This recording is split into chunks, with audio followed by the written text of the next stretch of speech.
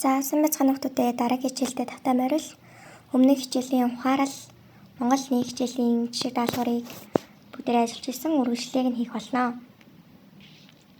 За энэхүү ухаарал их дээр юу гарснаа эргэн санацгаая.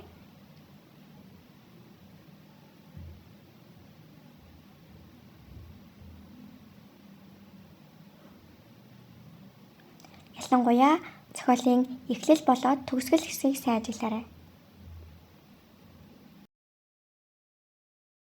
За 3 дахь асуулт буюу жаалгүй юуг ухаан өөрөө зэмлсэн бэ? Ад нь эмээ өвөөгийн сургаалыг түүнд хэлж өгөөгөө гэмссэн.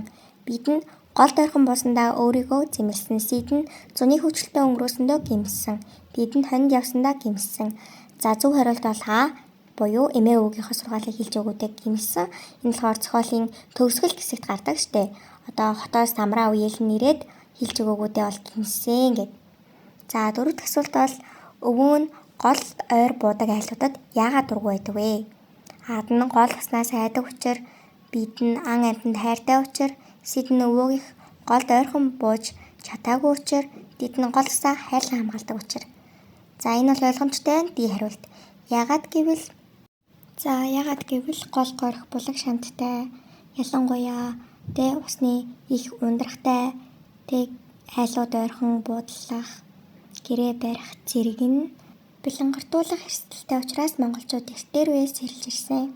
Өвөө нь бол гол усаа хайрлаад ойрхон айлууд буудлаад ирэхэд ер нь дургүй байдаг гэсэн санаа гарсан байна.